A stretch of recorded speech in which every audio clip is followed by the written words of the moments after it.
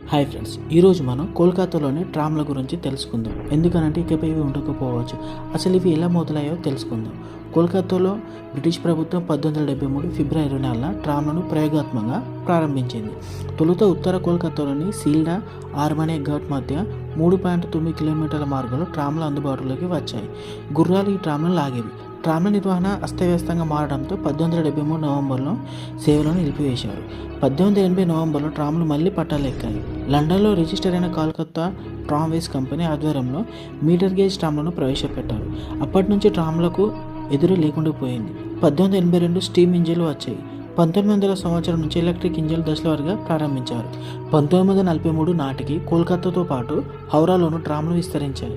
ప్రయాణ మార్గం దాదాపు 70 కిలోమీటర్లకు చేరుకుంది. 1960 నాటికి కోల్కతా ట్రామ్వేస్ కంపెనీ ఆధ్వర్యంలో ట్రామ్ల సంఖ్య 450కి చేరింది. 1969 దాకా ట్రామ్లు వైభవంగా అనుభవించాయి. విపరీతమైన ఆదాయం ఉండేది. ఆ తర్వాత పరిస్థితి మారిపోయింది. క్షీణదశ ఆరంభమైంది. 1970 అక్టోబర్లో హౌరాలోని బందర్ఘాట్లో, 1971 డిసెంబర్లో శివపూర్ ట్రామ్లను నిలిపివేశారు. 1973 మే నెలలో కోల్కతాలోని నీమ్తాల ఘాట్లో ట్రామ్ సేవలను తెరపడింది. వేర్వేరు ప్రయాణ సాధనాలు, ప్రజా రవాణా వ్యవస్థ అందుబాటులోకి రావడంతో ట్రామ్ల ఆదరణ పడిపోయింది. ట్రామ్ల సంఖ్యలో ప్రభుత్వం కోత విధించడాన్ని సవాలు చేస్తూ కోల్కతా హైకోర్టులో 2021-22లో 2 వేర్వేరు ప్రజా ప్రయోజన వాజ్యాలు దాఖలయ్యాయి. వీటిపై విచారణ చేపట్టిన న్యాయస్థానం బెంగాల్ రవాణా సంస్థ చైర్మన్ నేతృత్వంలో ఒక కమిటీని ఏర్పాటు చేసింది. ట్రామ్లను ఆధునీకరించేందుకు చేపట్టాల్సిన చర్యలను సిఫార్సు చేయాలని కమిటీ సూచించింది.